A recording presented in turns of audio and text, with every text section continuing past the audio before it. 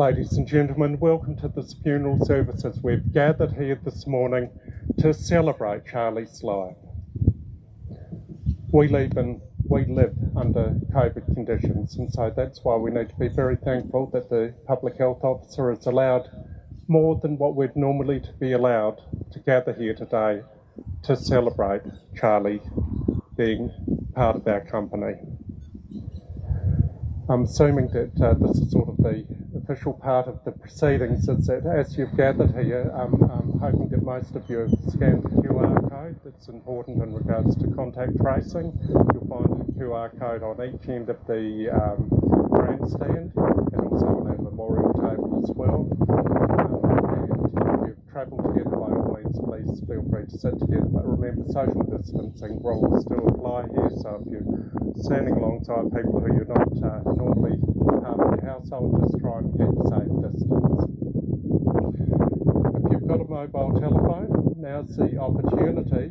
You would use it to scan as you came in here, but now's the opportunity to just turn it to a silent position. Because over the next while, we don't need to be connected to the outside world, because you've been invited and you're drawn here, because this man was a significant part of your life, and that's why we're here today.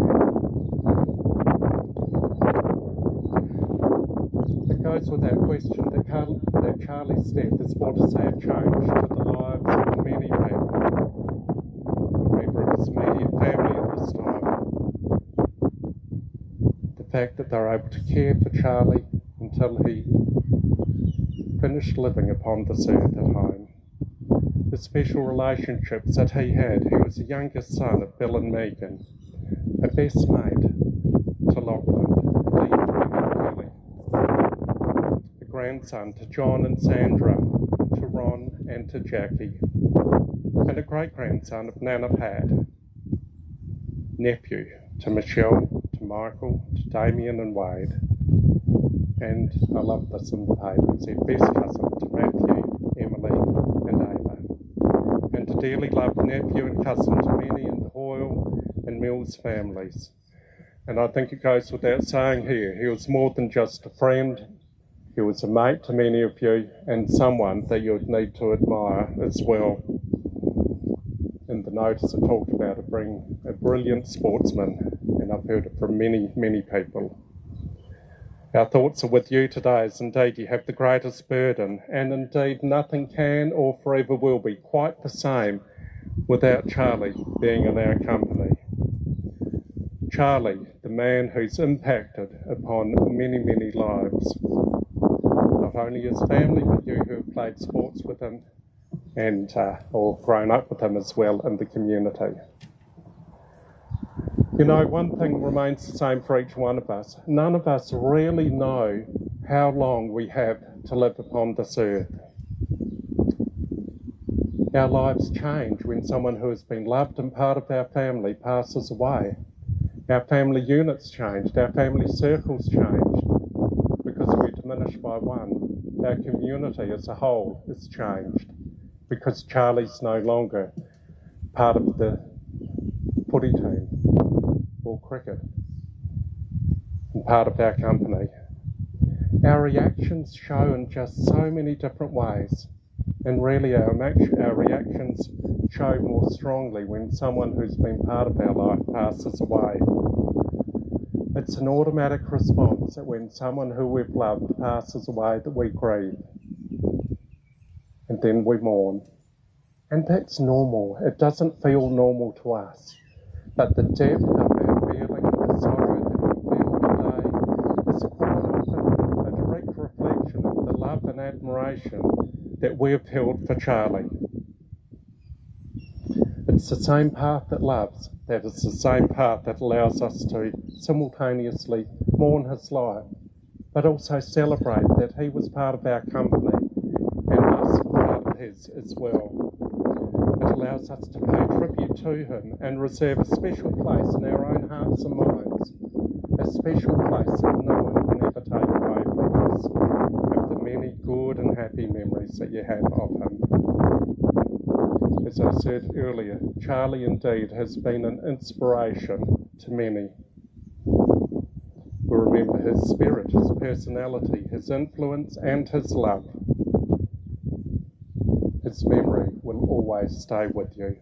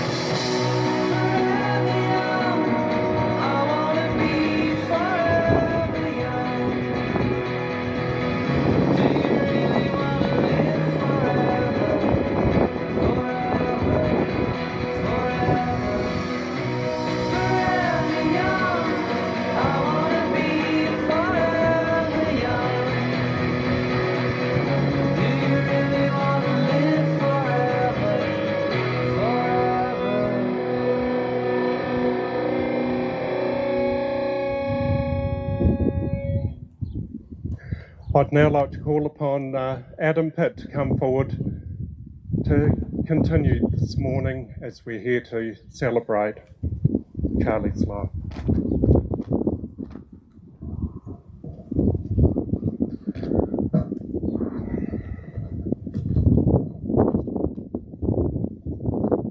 Thank you, Ian. Firstly, I'd like to say I'm deeply honoured to be asked by the Hoile family to conduct and compare this celebration of life of Charlie's sweet but short life. I'd firstly like to say I know it to be true that quality people are bred and then raised by quality people, and there is no exception here. Billy and Meg the Lock and the whole extended family are the most true, genuine, loving people you'll ever meet. Charlie, from start to finish, was surrounded by love, and will forever be that way.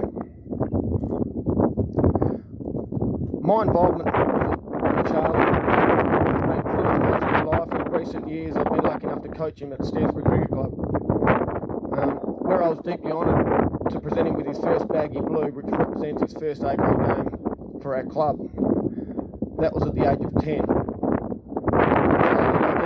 did, had immense talent, but he had a mindset and a dedication to go along with it. I can't sit here and talk about Charlie without mentioning that friggin' cheeky little smile that he had, and that followed him with everything he did. At the tender age of 3, I was living in Yorktown and got to know his family and, more importantly, his father.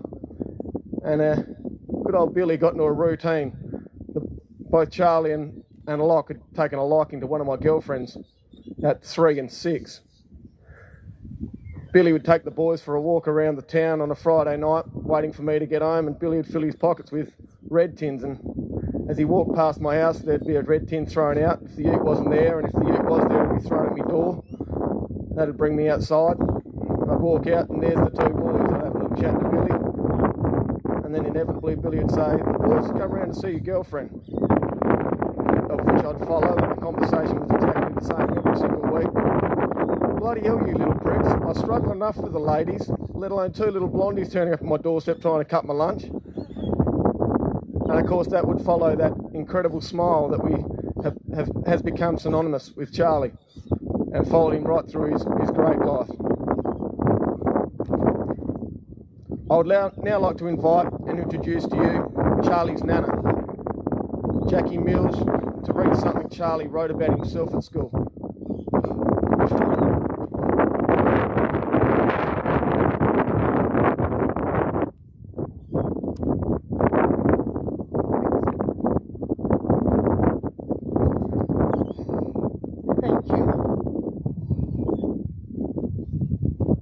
I am going to read to you Charlie's personal learning goals and plan, prepared by Charlie at age 14 on commencement at Emmanuel College in 2019. Goal setting. These are Charlie's words exactly as he wrote them. Goal setting. About me. Charlie Joseph William Hoile is my name. I was born on May 10th. 2004. I have one older brother who finished school at Emmanuel College in 2018 and a mum and dad who work hard to give me the opportunity to come to a good school like Emmanuel College. Things I like doing when I'm on my own with a friend are riding my bike, playing and kicking footy, shooting hoops, bowling or hitting a cricket ball, jetty jumping and diving for scallops. The two main learning styles that suits me best according to the Uni SA is promoter and driver. Driver meaning that I like to take on challenges and lead, and promoter meaning that I am outgoing and inspire others. My personal attributes vary across a few things such as friendly, fun, expressive and talkative. And my personal weaknesses are loud, restless, gossipy and unfocused, though I don't believe that. A couple of goals that I've set myself when I started at Emmanuel College this year was that I will try my best to get good grades and put in effort. I will know if I've achieved my goal when I get my report and I can read it and look at what the teachers have to say, what I have to improve, what I am doing well. As I said before, I enjoy sport, especially footy. I've played state football and now play for Woodville under 16s. When I found out I was going to be going to Queensland to play footy with some great mates that I'll have forever was pretty amazing. It was an amazing experience. Last year I won the Mail Medal for the All Peninsula Football League, meaning I was the best player in under 14s. I am a strong mindset person, meaning failure is another opportunity. This relates to me. If I make a mistake, I will accept it and I will learn from it, and this will make me a better person at the end of the day. My goals and strategies.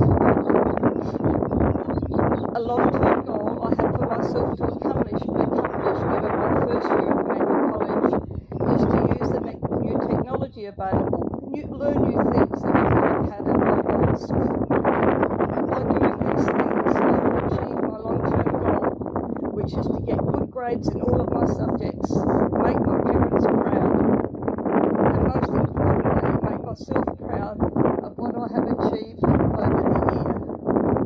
I don't want to go home for the summer holidays disappointed and knowing that I could have done better. Capabilities that I can use for myself to accomplish my long-term goals are almost all of the 7 capabilities, such as literacy, numeracy, ICT, critical and creative thinking, personal and social skills, ethical understanding and intercultural understanding. If I use these 7 capabilities to my full potential, I will achieve my goals to a high standard. The only thing stopping me from achieving this goal is myself, and I know I can achieve it. It will depend on whether I want it enough, and I do want it. I want to get good grades, be proud of my performance, and still have fun. Enjoy coming to school to learn and to see my mates. A short-term goal I've set for myself to get is to make the state under-15s football team. For myself to go out and do this, I will need to use my voice when around the team, make myself clear that I want to be there. If I am able to make the team, I will travel over to Tasmania and play football. My goal is to make the team, meaning that hard work needs to be done. I need to work hard at school, also to make the team. Capabilities I can use to have the best chance of achieving this goal would be critical and creative thinking, personal and social skills, and ethical understanding. These 3 capabilities will help me play football at a high level because I will be using these capabilities, think outside the box, have ideas, play different roles, and respect my teammates and coaching staff. This will get me a long way.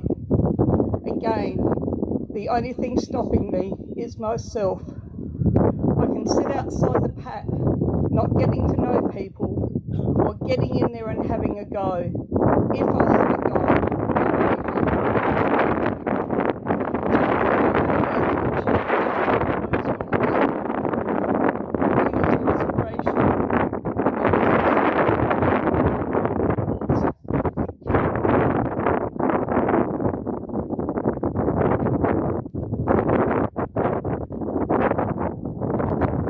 Beautiful, Jackie, well done, and an amazing effort with Charlie Wright, something like that about himself. And now I'd ask Mark and Kim Linky to come forward, and on behalf of Bill and Megan, read the eulogy.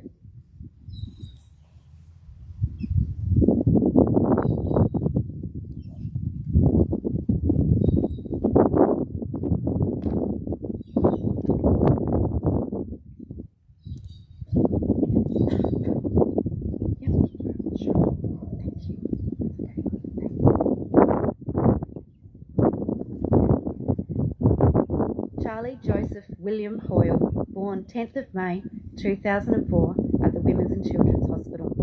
He shared his birthday with his auntie Dino and Nana Pat. Charlie was known by many names during his 16 years: Snugglepuss, Sid Vicious, Charlie Boy, Chips, Chops, Boots, Boz, Chisel, Chiselhead, Chisler, Hoile, Gordy, Little Git, and Young Trout. Charlie had many hobbies: bike riding, running, diving for scallops, spear fishing, footy, cricket, basketball, fishing, mowing, horse racing, and he loved music. He was kind, loving, cheeky, a loyal son, brother, and friend who loved to joke around with his mates. Leading up to Charlie's birth, Big brother Lachlan was very vocal about his dislike for the new baby and told our family friend Maureen Aldenhoven he was putting the baby in the bin. With concern about how his big brother Locke was going to actually react to the birth of his sibling, we bought a Tonka grader, which was Lachlan's favourite, as that was what Pop drove at work. Charlie was born and the grader was placed under my hospital bed for a surprise for Lachlan. When he came to meet his new baby brother, he walked in to the room with his nana and pa and met his new little brother. We told Charlie we had a big surprise under the bed for him. He crawled under the bed and pulled out the grater, saying, "He's magic. How did he walk and put it under there?" The rest is history, an unbreakable bond of love and admiration for one another was born that day. And Locke, clearly calling it early. Yes, Charlie was magic. Everything he did in life was magical. Charlie boy spent his first 4 years growing up in Yorktown, with his days spent in the backyard playing with trucks and diggers, and he was never clean. He was walking at 10 months and riding a bike with no training wheels before his second birthday. His balance at such a young age was extraordinary, probably our first sign that great things were to happen. As a toddler, Charlie and Lachlan's favourite days were Tuesday and Thursday nights, as that meant going to training with Dad. Bill would train, and Les Starr and Reggie would keep the boys under control.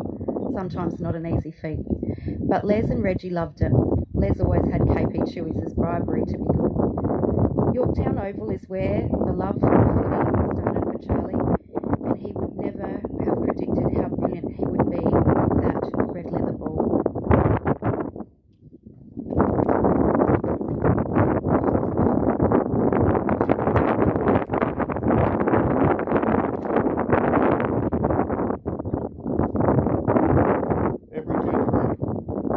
Charlie's life was spent at Stansbury Caravan Park.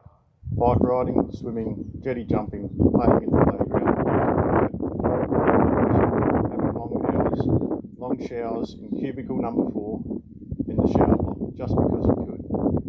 Make lifelong friends there. All the kids would catch up and the fun would start. The Malala gang was one of his favourite workshops. This year's camp won't be the same, and he will be missed by the Goldsmiths, Thompsons, Helbigs and Haywoods. Easters were spent at Wattle Point, camping with many other families. All the kids would spend their days swimming, fishing and gathering firewood, making sure the fire was always burning. The nights were spent around the fire toasting marshmallows, playing spotlight in the scrub. Everyone at the camp looked forward to our annual Wattle Point Olympics. They were the best times. Recently, we travelled to Mooloolaba with our family, friends, the Reuters, something we had been trying to do for some time. Illness always seemed to stop us. We had a window of opportunity, so we were off. The trip Charlie, Lachlan, Kelly, Elise, James and Clara had been eagerly awaiting. The night at the Sunshine Coast horse races would be one we will always forever cherish. Our family moved to Stansbury in May 2008, just after Charlie's 4th birthday. The boys were excited about the move, as they loved the ocean. Lachlan and Charlie's days were mostly spent down on the front lawn, kicking the ball, hitting the brick wall for hours on end. This drove us nuts at times, as the balls were constantly hitting the house or the fence. The fence to this day is complemented. Is where Charlie learned his skills, step above the rest of the teachers. Charlie started his school in Yorktown Area School, another love of his. His love of social. He was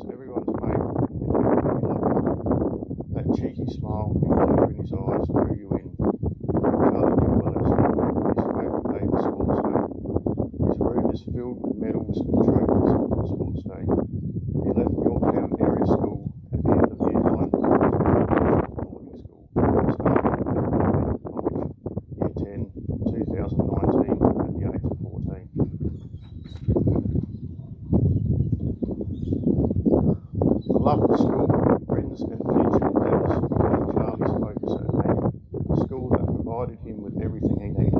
He loved the manual. Unfortunately, this is when his life tragically turned worse. He continued to go.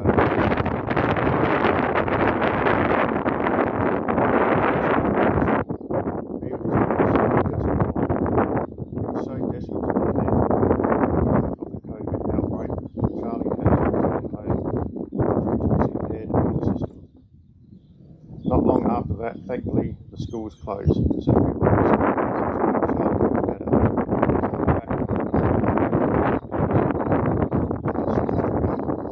Charlie was adamant he was going back to the boarding house, so we let him go as this happiness led to the first medical times of his illness.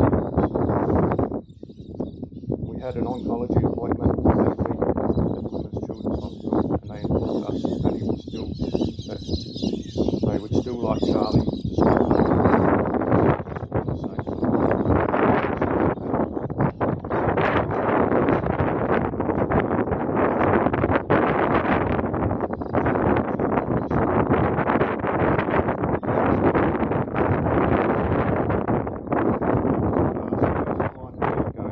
And he replied, "Good, thanks."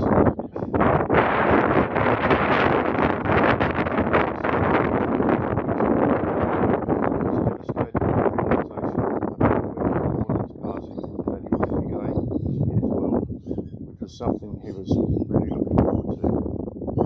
We would like to really thank the Principal Emergency Head of Boarding, Charlie's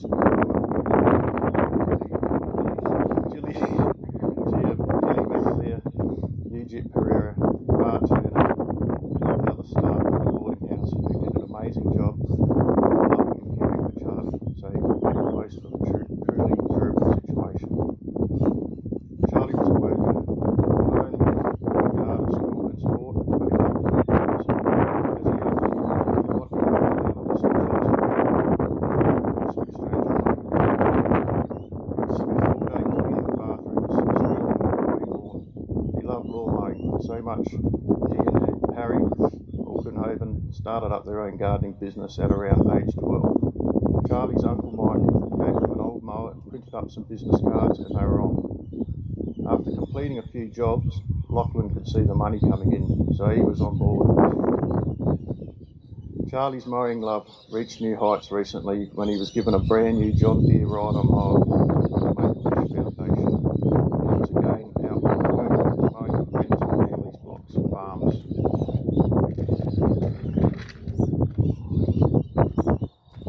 He was happy to be busy. Working gave him a sense of normality during a very uncertain time. He would constantly want me to bring friends to the farm so he could get a job and work for his Christmas holidays. He spent many days up before dawn, working with Bill at the slaughterhouse, delivering a bakery lunch every day. All he wanted to do was farm work. He loved machinery. He had a day driving around the paddock with Cooper Newbold until he got his gig working at Point Suda. Although it was only for a short time, cancer started. He was so happy, had a purpose, was earning money, was working hard, was something he always did. We are forever grateful to Nick, Barry and his offsider Steve, who made him so happy. Fishing was always part of the boys' lives. Many hours were spent spearfishing and snorkelling with Harry at Stansbury.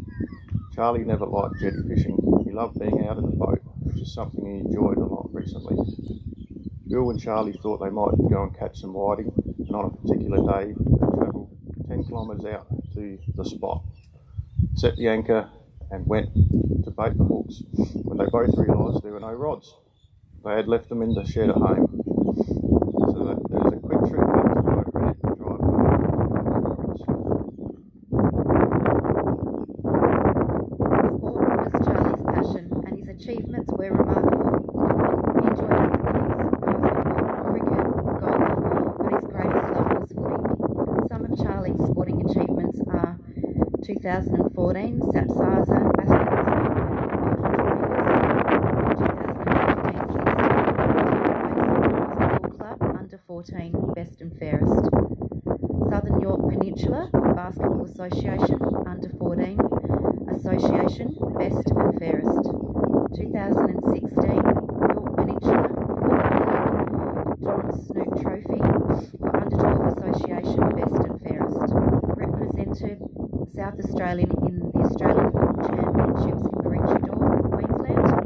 In 2016-2017 Yorktown Boynton Cricket Senior Colt Premiership, Yorktown Basketball Club Under 14 Best and Fairest, Southern York Peninsula Basketball Association Under 14 Association Best and Fairest.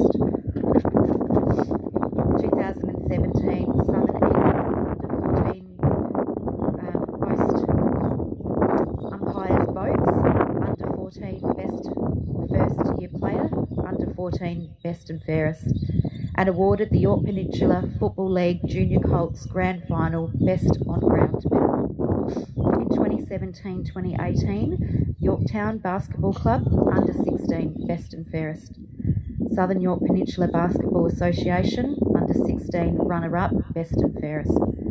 2018 Woodville West Torrens Under 15 State Championship Countryside Southern Eagles, Under 14s Captain, Under 14s Most Umpires Votes, Under 14s Best and Fairest, Under 17s Premiership, York Peninsula Football League Under 14 Association team was awarded Best Player from all associations for the Carnival.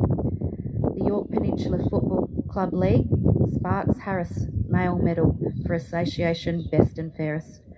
In 2019, Port Adelaide AFL Football Academy, Woodville West Torrens Under 16s. Emmanuel College 10A's football side. Charlie played 4 games before he was diagnosed with cancer. He was best on ground in every game. Selected to represent South Australia in the Australian Football League Championships in Launceston, Tasmania. Emmanuel College cricket, Emmanuel versus PAC. Charlie bowled an impressive 5 wickets, 12 runs in his only match. 25th of July 2020, Charlie played his last ever match of football, Emmanuel versus St. Peters. He kicked his last goal and made the best players with all his family watching. A natural talent whose dream was to play AFL and was on a path to stardom. We know he would have achieved his dream, and we will be forever proud of everything he achieved in his life.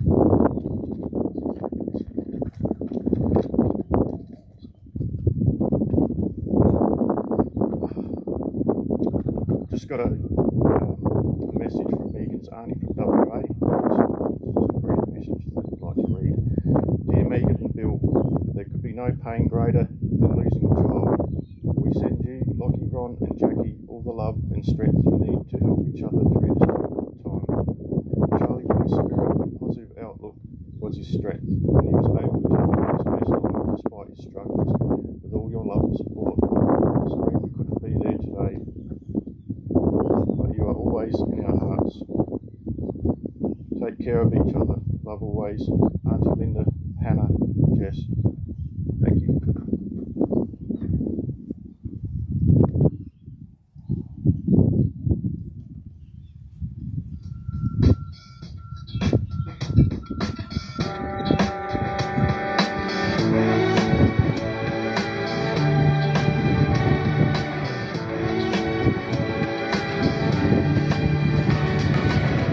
All you wanna do is rock.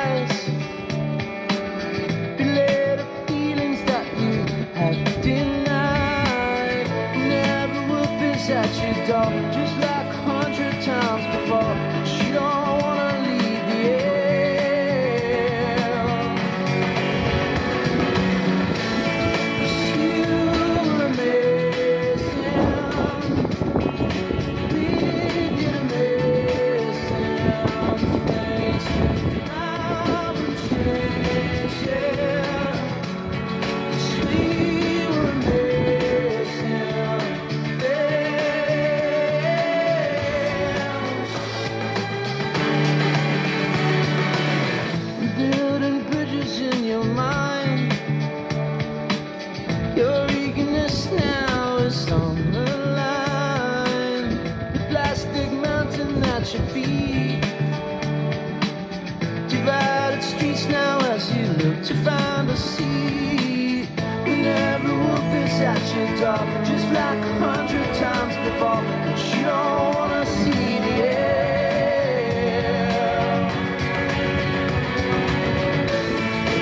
You were missing,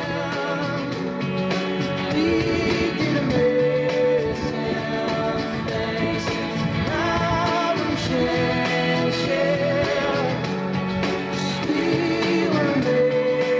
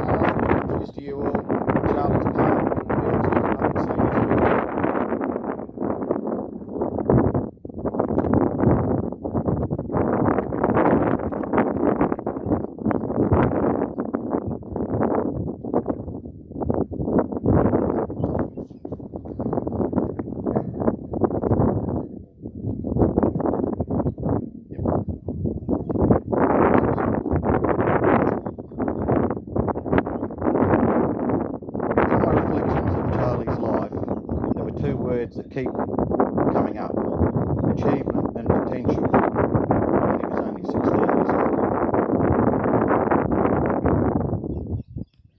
Charlie's life began at the Women's and Children's Hospital, and from that time on his life has been a joy. A cute little white blonde-haired kid going to Auskick and local footy with his footy socks pulled all the way up to the bottom of what always looked like oversized footy shorts. Never without a footy in his hands.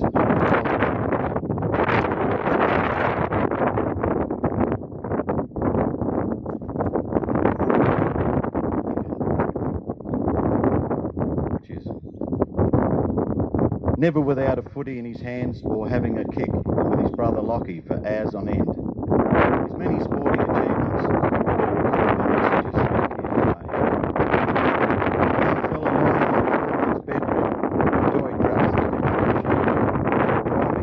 roads on a large floor mat, making all the engine noises and sounds of changing gears. This like of trucks and machineries would stay with him for years, playing PS4 farm games, doing similar. I will recall this came back later in his time. Charlie's achievements in sport across all athletics, football, basketball, are outstanding. Many here will recall that head of blonde hair and those skinny little legs, gathering the footy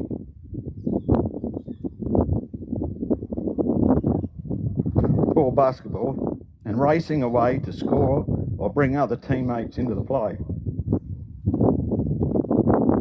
There was never ever any overconfidence or big-headedness for Charlie. Mum Megan can tell you a story or two where he would not want to go out because he had this funny idea that he was not good enough for someone to step up to older age group. From top level local competition to state level and national competition with South Australia and Australian Championships for under 12 in 2016 and under 15s in 2019, This involved travel to Maroochydore, Queensland and Launceston, Tasmania. Charlie had come through the Woodville West Torrens Football Club development program and was at the under-16s level. I'm sure Hamsy knew he again had another rich talent in his academy with great potential. Charlie, a keen Carlton supporter, Patrick Cripps was the standard he wanted as a goal. Without a doubt, Charlie's endearing, bright personality and character was his greatest attribute. As a young 13 or 14-year-old invited to play for the Stansbury Cricket Club, he would sit and hold an interesting and entertaining conversation with his teammates that were 10 to 20 years older. Lachlan had completed 3 years boarding at Emmanuel College in Adelaide, and Charlie could not wait to do the same. Starting in 2019, he was excited to follow his brother's path and join many of his close mates from the peninsula and make many more friends at Emmanuel. Once again, he slipped straight into high performance sport and loved his football and cricket involvement for the college, along with the excellent level of learning and education offered there. Evidence of that standard was, even though Charlie's time was restricted at Emmanuel, many of the staff, from headmaster, boarding staff and teachers, along with classmates, visited Charlie in hospital regularly, which he appreciated very much. Thank you, Kevin, Jilly, Bernie, Bart, the teachers. Unfortunately, it was in the first term of 2019 that Charlie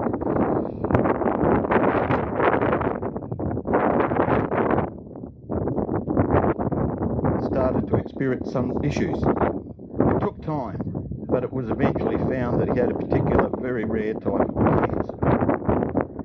Life then brought several operations, including one for 7.5 hours, followed by months of chemotherapy and radiotherapy. Throughout the months in the Women's and Children's Hospital, Royal Adelaide Hospital and at Ronald McDonald House, Charlie showed enormous tenacity, strength of character, patience,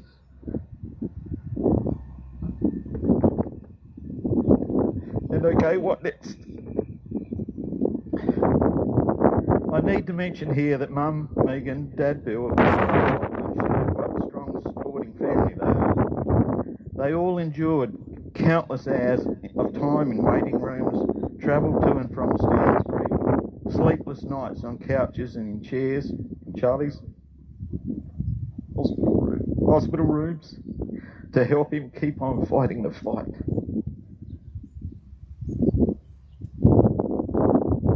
During one of his recovery, Charlie was determined to play a football game for Emmanuel. Still restricted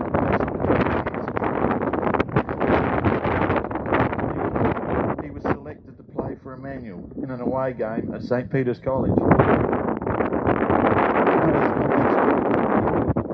He is now 188 centimetres tall, taking good shape. Like Cripsy.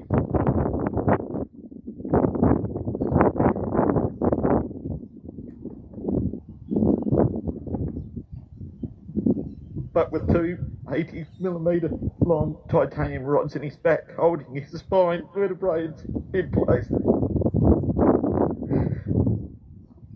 Family and friends gathered at the game to see him out there again, and you guessed it, on the bottom of packs, flying for marks and spoils,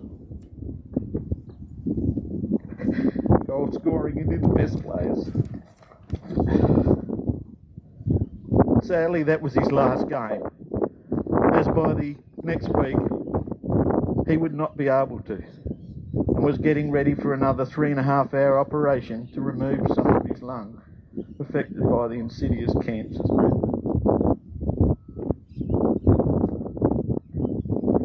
Charlie had his strength and character on show to all of us. So many times as he recovered, and as he could not play football anymore, he moved on to other goals and interests. He enjoyed being a snappy dresser and going to the races with his brother and mates, going fishing in his new tinny with the government. Charlie had once told his nana that he would like to be a farmer with machinery.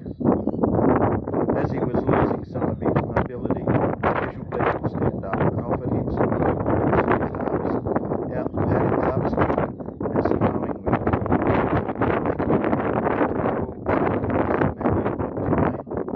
Charlie loved it. In Charlie's final days, when he was at home, he was able to go for a few laps in this speedboat bubbles. Thanks to Luke and Wade for making that possible.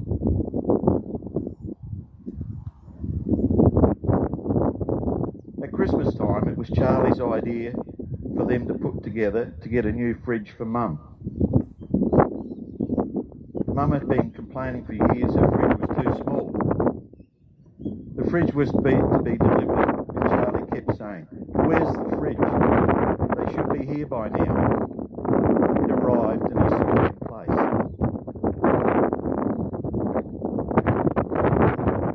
As we all know, the fridge is the central point of the family area, and that's where everyone put their favourite photos.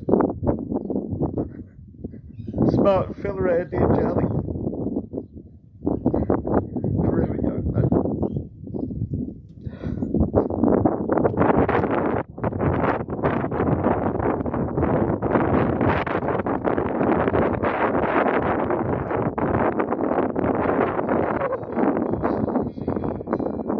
Train bound for Dover, fill up with again.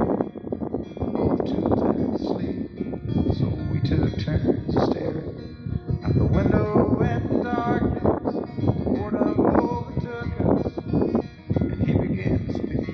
He said, "Son, I lead a life out reading people's faces, knowing what the cards were by the way they held their eyes.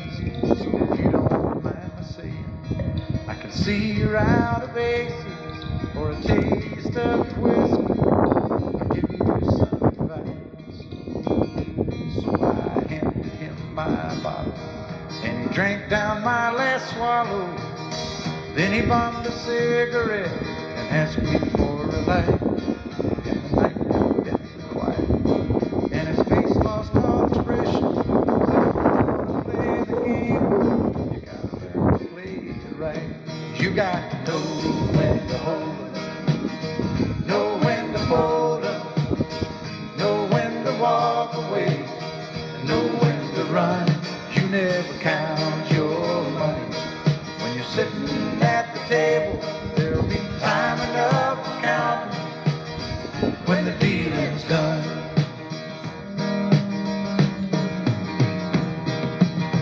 Every gambler knows that the secret to surviving is knowing what to throw away, knowing what to keep.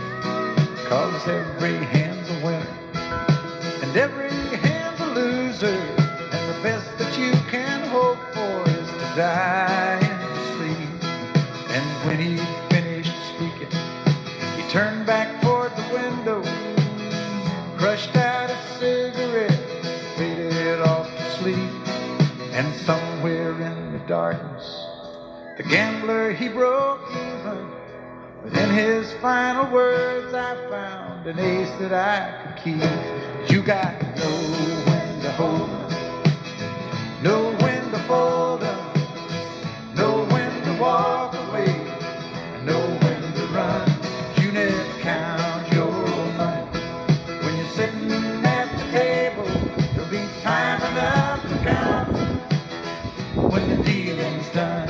You got to know when to hold 'em, when to hold 'em, know when to fold 'em, know when to walk away, and know when to run. You never count your money. When you're sitting at the table, there'll be time enough for counting when the dealing's done. You got to know when to hold 'em, know when to fold 'em, know when to walk away, know when to run. You never count your money. When you're sitting at the table, there'll be time enough to count when the deal's done.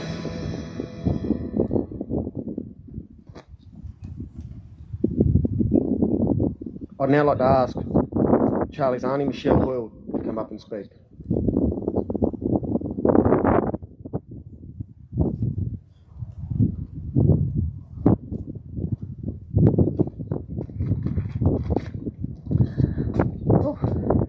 Charlie Joseph William Hoyle, born 10th of May 2004, son of my beautiful brother Craig, aka to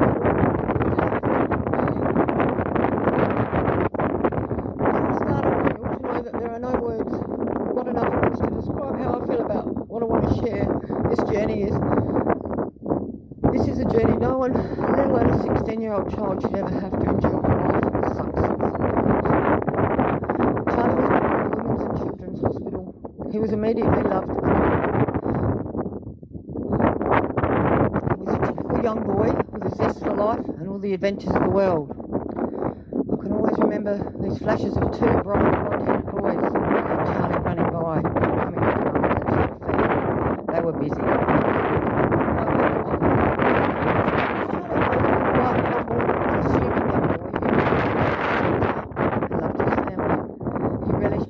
Brother, cousins, friends and family, and certainly made the most of every single minute of his life. Everybody loves Charlie, his cousins, friends and adults alike. All wanted to meet Charlie as the baby of their clan, but he was having none of that. He would do everything the older children did and never give up. He must have been exhausted. Somewhat ironic is the fact that Charlie Hoyle was shy at first, yes, hard to believe.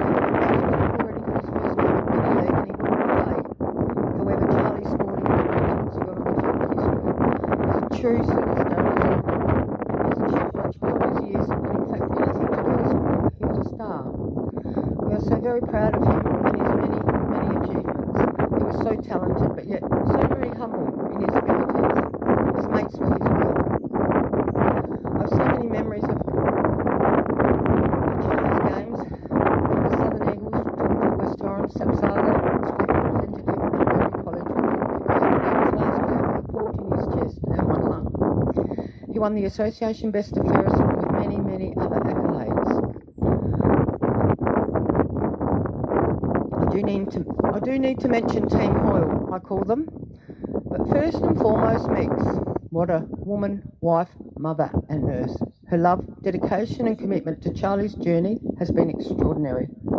She has, as she has with everything for her boys, been nothing short of a miracle. She has always ensured they had every opportunity available to them, travelling from Stansbury across the peninsula to Adelaide. Then some. Amazing. Blessed. My brother Craig? Oh, what a hard-working husband and father you are, but most of all, the courage you have shown and shone to levels I could never imagined you were possible of. You are my hero. Lachlan. Oh, Loco. What maturity and brotherly love, mate. You are what legends are made of. You haven't missed a moment, both good, bad, and at times not ideal through it all. I commend you. Charlie was so adventurous. He loved everything about life, camping, fishing, swagging, climbing, and working. Just all life had on offer, and some. We would go camping to Wattle Point. Charlie loves swagging and camping with his mates and families. They are truly times to remember. I also remember Craig, Megs and Lachlan to join us at Bunce's camp at Marion Bay. However, one minor problem. Craig only bought the flight about 10 home. But this did not faze the boys. Their resilience shone, and as they just bunked in with someone else. Charlie's courage during his battle for life shows maturity beyond his years. Never once did he complain or speak of his illness. Just wanted to get on with life, jam-packing and making the most of every precious minute he had with those nearest and dearest, particularly his mates. That's what legends are made of. Grandson to John and Sandra, he loved his nan and pa. Much love, nephew to myself and Michael, and adored cousins to Matthew and Emily. Courage, tenacity, wit and determination will live with us forever. I can only say my life is enriched from knowing you, and being so blessed to have you in it, Charlie boy. I know you're watching me. I will treasure every minute. You are the most courageous man I know. Rest in peace, boss. Of the memories forever.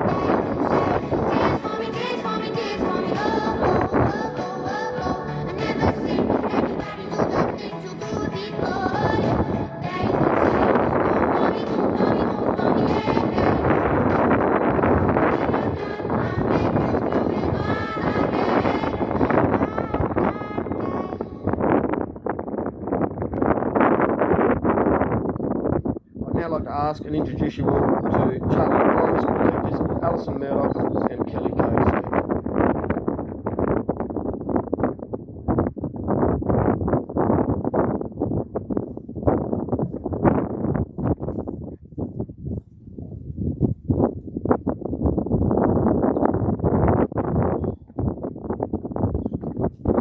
Good afternoon, everyone. I had the privilege of teaching and getting to know Charlie over my time at York Primary School. It is my honour to speak to you today on the school. First, I had the pleasure of teaching Charlie in 2011. He was young, skinny, cute, cheeky, pink-haired boy who exuded a genuine enthusiasm for life and learning.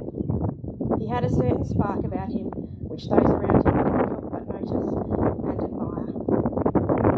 Over time, I observed Charlie develop into a mature, respectful, and responsible young man. Not only academically, but in all facets of school life. Afterwards, I had chats about this, or out Charlie would always get to talk a lot. He would normally throw in a couple of funny lines,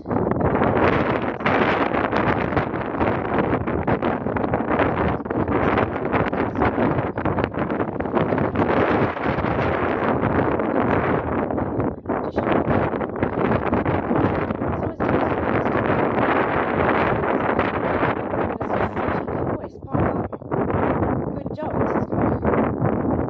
I looked up and saw Charlie grinning at me whilst chuckling at the same time. That was Charlie. Never overstepping the boundaries. Always letting that spark into his days.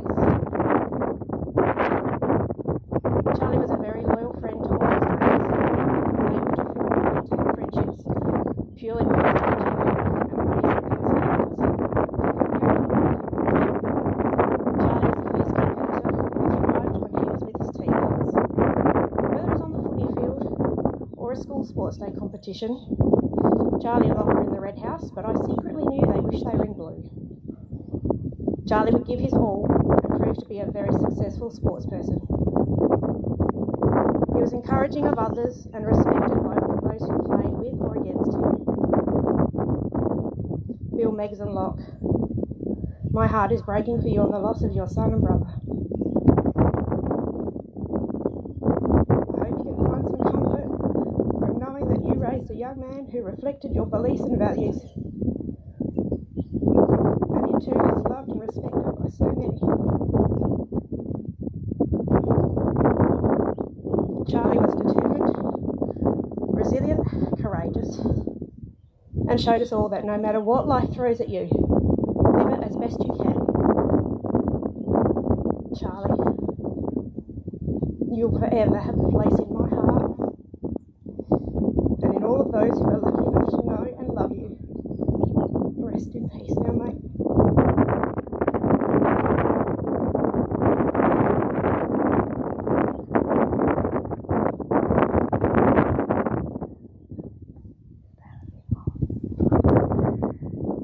Charlie was the type of boy every teacher wanted to teach. He loved to please, he was energetic, he was polite, he was cheerful, he had a great sense of fun with his cute face and cheeky grin. I was so lucky to teach him. It was so easy to write reports for Charlie because I only ever had good things to say. He didn't answer back, he didn't roll his eyes or say, "Oh, this is boring." He didn't interrupt or suddenly need to go to the toilet as soon as the lesson started. He was always kind to the new kids. He made them feel welcome, he sat next to them, and he often let them copy his spelling homework. Charlie calmly and patiently helped his classmates if they needed something explained. Charlie liked everyone and everyone liked Charlie. Who'll clean out the turtle tank? Oh, Charlie will.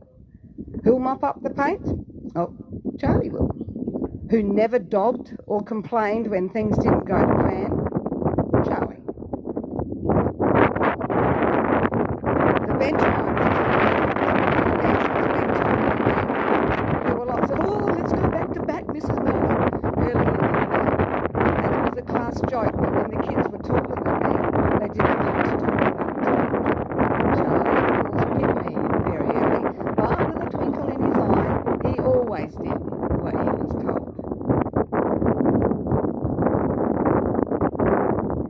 He loved sport and he was such a good sport. He was fair and would always help kids less skilled than him. Charlie was one of the most modest young men I have taught. He was so talented and yet he never boasted or showed off. Charlie was great to take on camp. He didn't fight with the girls who left his teammates to sit in the back seat of the bus. He just got there first. He threw himself into everything and he loved the outdoor activities at Woodhouse and Arby Park. In true Charlie style, he would wait for others who fell behind on hikes or who got lost in orienteering. And with great family values, he always rolled up his sleeves and could see what needed to be done. Who'll wipe the dishes? Charlie will. Who'll pick up the sports equipment? Charlie will. He got up to a bit of mischief in the dormitories at night, but he was smart enough not to get caught. A bit like his dad there, I think.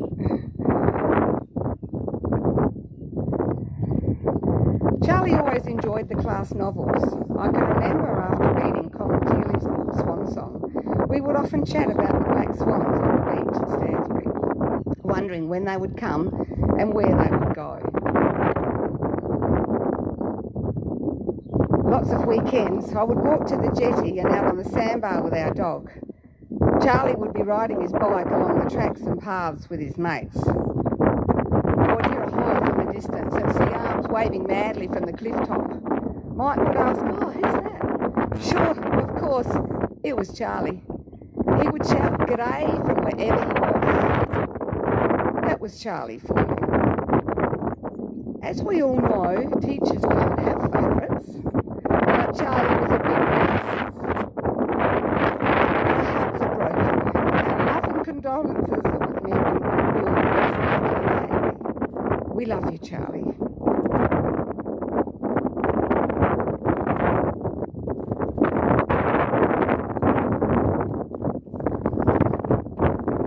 Now, like I asked Charlie,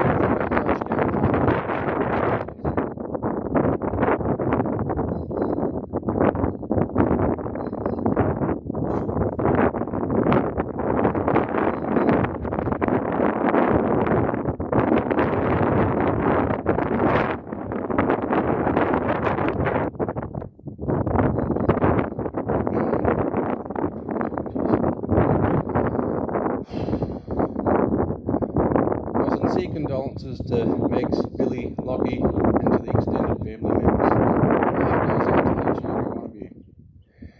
It's such a sad and tragic loss, but we are here today to reflect and be grateful for the true champion Charlie was. I was lucky enough to coach Charlie at the Southern Eagles Football Club in the 10s, 12 and 14s. You could tell straight away that this kid was someone very talented and was born to play footy.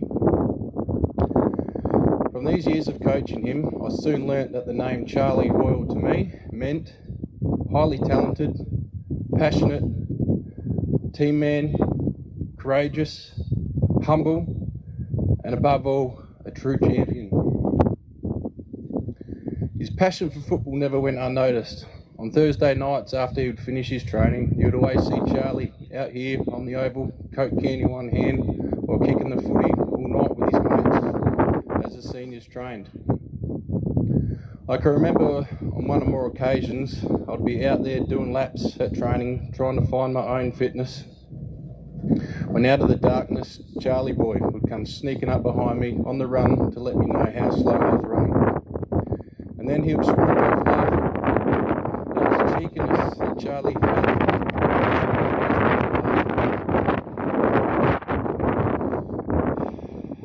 When Charlie played under 10s and 12s, at the end of the game to the best players. This was something that Charlie would regularly get.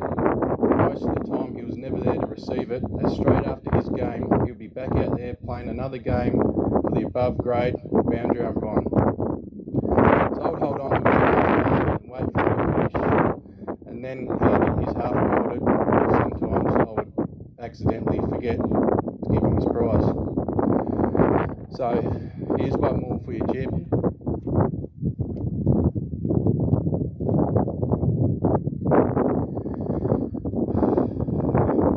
2018, I coached Charlie in under 14s, and we as a team wanted Charlie as captain to lead this awesome group. After Thursday night trainings would finish, Captain Charlie, Vice Captain Geordie and myself would sit down in the club rooms and select the teams for Saturday's game. Sometimes I would have the team sorted out in my head, move the magnets around to what I thought would work. When Charlie would give me the nod and say, "Looks good, coach," leave it at that, I knew if I had the Little Champ's approval, it was all going to be okay.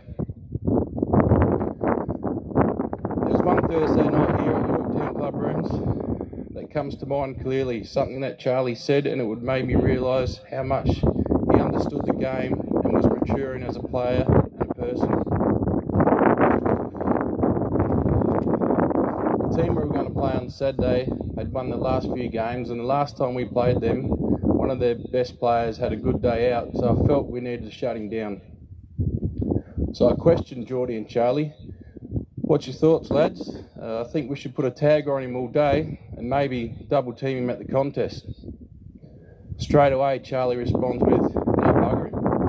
Let's not change our style of game just because of one person. Let's just play the game the way we have been playing all year. We can beat them."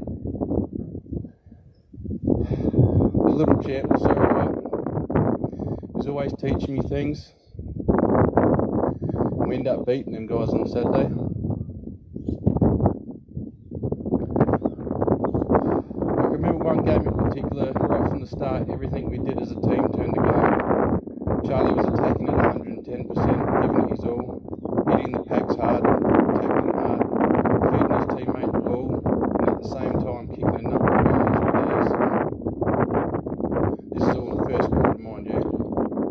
At quarter time, the lads head in to the team huddle with their heads held high and gather around Charlie, patting him on the back and messing up those long blonde locks. At this point, I think the opposition didn't even kick a goal yet, and the mercy rule was in sight. So I called the Little Champion over and I said to him, "You might need to hold back on the goals, mate, otherwise the mercy rule will kick in if you have them on." With a huge cheeky grin, Charlie says, "No worries, coach." The next quarter, Charlie picks up from where he left off, running hard, attacking the ball. The funny thing was, he would take off, and when in range of goals, instead of having a shot, he would hold back, turn away from the goals, and dish it off to his teammates instead, which had the opposition team scratching their heads. This is what I loved about coaching Charlie. He would always be about the team first, and would always stick to the team plan. Luckily, we avoided the mercy rule, so after half time, it was back to business like always for Charlie, working hard for his team, setting up goals and kicking some more himself. Never giving up, just hard all day, even if he was buggered. And this was the season that he won the Under-14s Association Best and Fairest, which he thoroughly deserved, and I was so proud of him as a coach. It always made me smile watching Charlie play, how much he played and moved around like his old man. The work rate would never drop off, taking on every contest without being dirty, and with eyes only for the ball. Then continue running off with that trademark run. The long continuous strides, bounce along on his toes, flicking up the hills while sucking in some much needed air, heading to the next contest. Even after coach and Charlie had finished, I would often message him to see how he's getting on with things. He would always reply, "Going good, coach." He always had the best attitude, staying positive at all times, and always with that cheeky sense of humour. One time I finished off with saying, "Catch up soon for a chat." And in true Hoile style, he responds with, "And a few beers." I'm sorry we never caught up with that beer, Little Champ. I'm really gonna miss you. Thanks.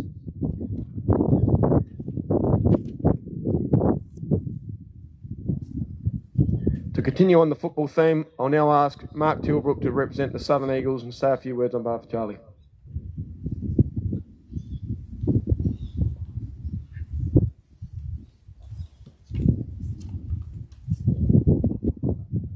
Hello everyone.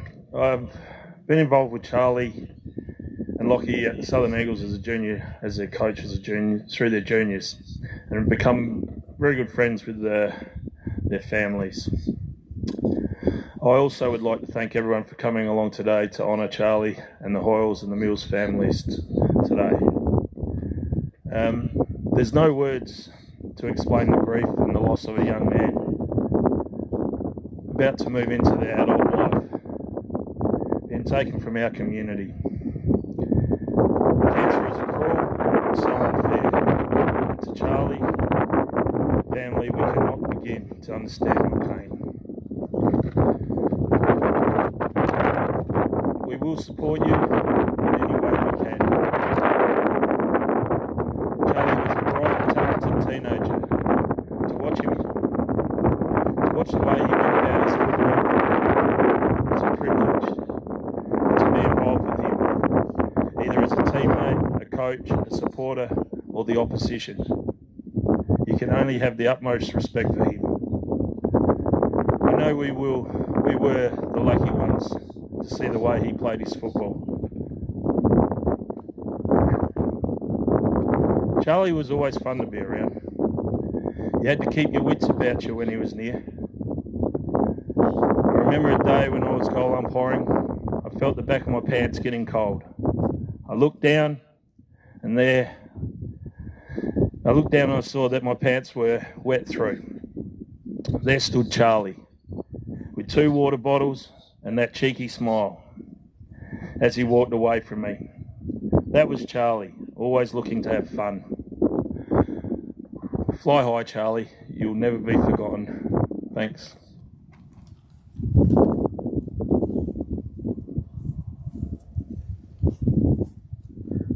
And now to represent Emmanuel College, Bart Turner.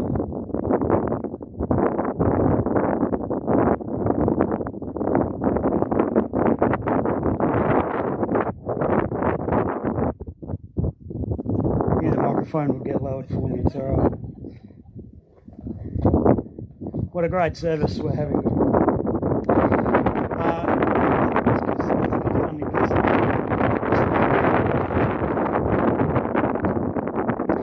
I was asked if I could speak today, I said yes, straight away without hesitation. What a privilege and what an honour to speak about Charlie. I was that excited, I went, told my wife, babe, I've been asked to speak at the service.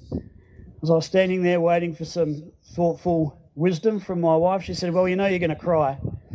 And I said, yep, you're right. And there's been tears already, tears of sadness, but also there's going to be tears of laughter as we remember the life that Charlie lived.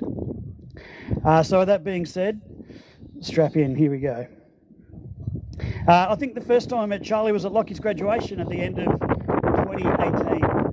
I remember walking up the stairs of the Adelaide Town Hall and I saw Megan and went up and said g'day, and she goes, you got this one next. And then I saw him, skinny, big-eyed and blonde. And I thought to myself, great, I'm going to have another bloody Lockie. Now I can't go on without paying tribute to Lockie, which hurts a little bit because he liked to push my buttons. One example of this is that I'm an Essendon supporter, very passionate, and Lachlan's a very passionate Adelaide Crow supporter. Every time my team would lose and his would win, he would let me know about it, whether verbally or he would send me an email with the scores. I was really looking forward to those on a Monday morning, let me tell you. Then the next time it would happen again, little smartass would send me comments and he would bully me. It's just straight out bullying. Banter is one of the strategies that I used to build relationships with the boarders at Emmanuel College, and Lockie gave me some of the best. There were similarities between Lockie and Charlie. They both represented Emmanuel with passion and pride on the footy field. Both were proud to be boarders. Both loved to talk themselves up, and both liked to push my buttons. Lockie always had Charlie's back. They were brothers and they were mates. Lockie, you're a great role model and an amazing brother. And I know that even with Charlie's passing, your bond will not be broken. It was truly an inspiration to watch this brotherhood grow and develop. So there I am, Adelaide Town Hall. I look at him and he just smiles at me. You know that smile? Everyone knows that smile where he just looks at you and you look through him and you say, "You're about to get me." He's just plotting my downfall. Let me tell you, I saw that smile a lot. Charlie loved his mates. There was a gang of them, Harry, Kine, Nash and Cooper, along with some of the girls. And it was always this group that were last to go to bed when it was bedtime in the boarding house. I would eventually get them into their units and then move on to the next one and check them off for the night. Then I would come out and find Harry and Charlie just walking around.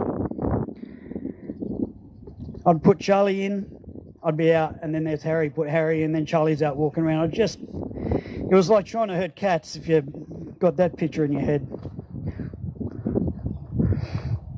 Kevin Richardson, the principal of Emmanuel, is here today, and I'm sure he wouldn't mind me saying this story. There was one time Charlie was hanging out with his mates at lunchtime during term 1 when COVID was quite prominent. Charlie was too close to his mates, and Kevin, knowing that Charlie was probably the most vulnerable in the school at the time, asked him to move 1.5 metres away from other people. Charlie agreed with Kevin, politely smiled as he hugged another student.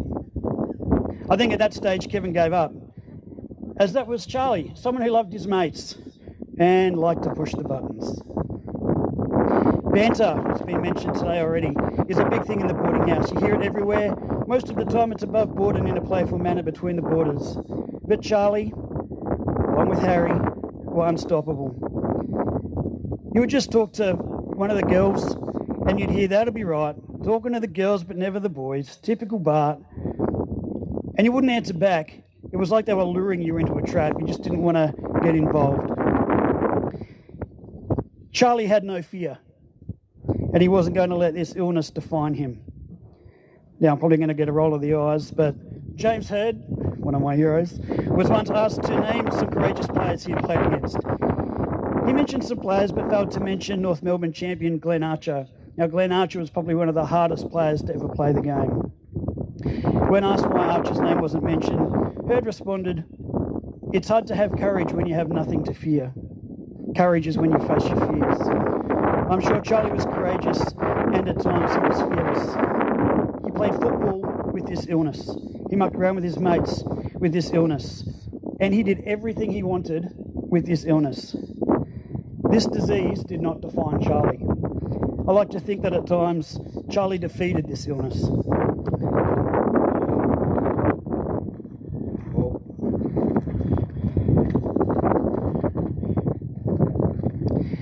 I believe I saw a side of Charlie that not many people had the privilege to see, and that was the vulnerable side.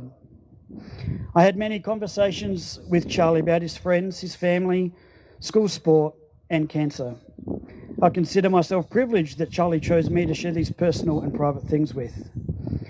I'm not saying that they happened often, but when they did, they were special moments that I won't forget.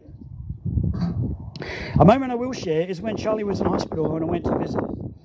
I said to Charlie that I will never bring up his illness in a conversation. If he wanted to talk about it, that's great, but I would never bring it up. And so I went to the hospital thinking, what am I going to say to Charlie? He's going to be in hospital.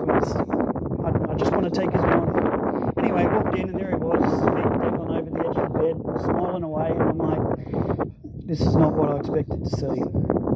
Long story short, it was Charlie who turned me around, and his carefree attitude changed my outlook on the situation. Charlie's strength was evident to me that day.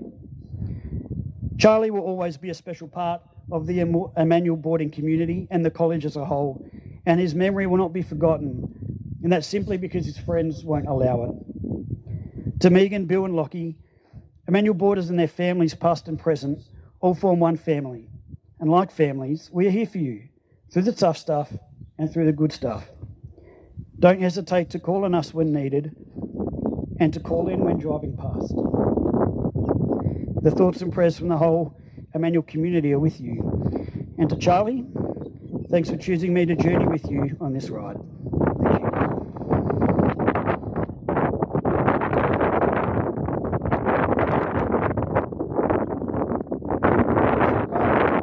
I'd now like to ask Charlie's auntie Dino to come forward and read out a poem.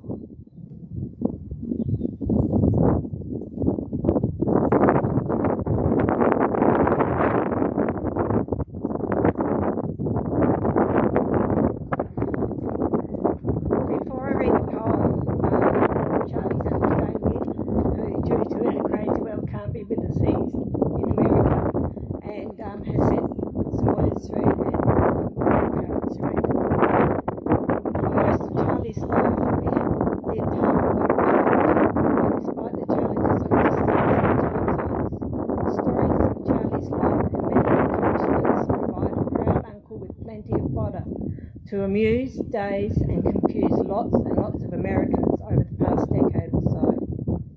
In fact, I'm sure there are more than a few barflies in California and Philadelphia who are still wondering what the hell footy and cricket are. Obviously, Charlie was with us for far too short a time, and he's been taken from us for reasons that none of us will ever understand, but his legacy lives on in all of us. In the years to come, each time we summon Charlie's memory to help us through a moment of darkness or sadness, and we draw from his incredible example the courage we need to press forward with a smile on our face, no matter the challenge. We know Charlie is with us. To my sister Megan and Bill and Lockie, to my mum and dad and Wade, and to Sandy,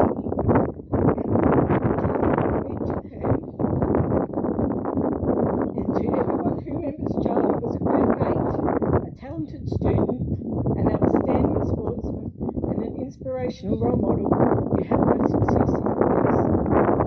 I hope one day soon we will all get together again and celebrate the life and memory of Charlie, who we love so much, miss so dearly, and will remember forever. We miss you, mate. Rest in peace. Good day, mate.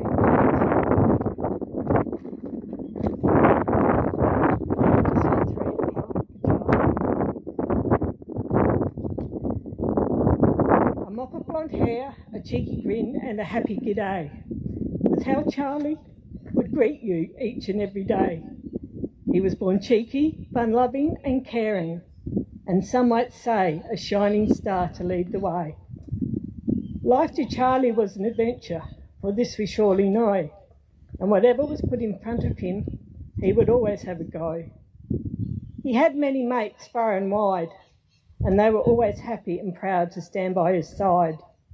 And Charlie knew whatever came his way, that his mates would be with him each and every day. He loved his Carlton footy team, fishing, long necks at Christmas time and the races. But what he really loved to do was put his John Deere lawnmower through its paces. Charlie was a great student and played footy with skill, and if you told him he couldn't, it just wasn't part of the deal. Charlie loved all his family, there was no doubt, but wasn't afraid to call them out. If things needed to be said, they were said with style, and always with that cheeky smile. So when things get tough or hard to bear, find a friend, put on a smile, and say g'day. And I know that would make Charlie's day.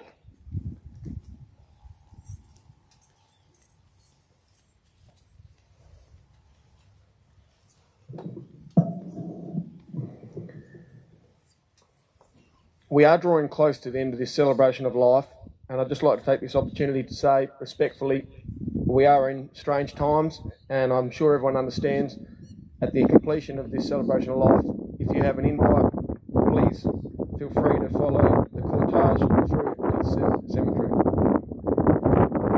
I would now like to ask everyone to stand up, please.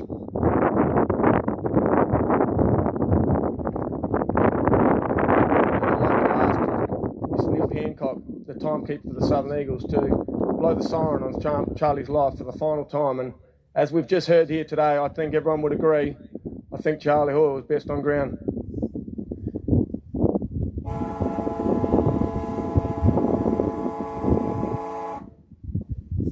I'd now like to call forward the pallbearers.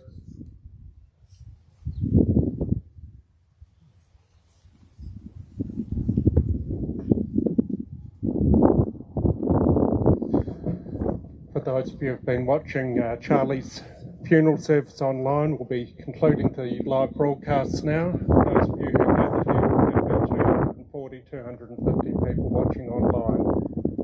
Interesting times we live in, but the inclusiveness of allowing others who cannot be here to share with you at this time is really important. Once again, thank you very much. Our Charlie's service will be available to be viewed on our YouTube channel this evening.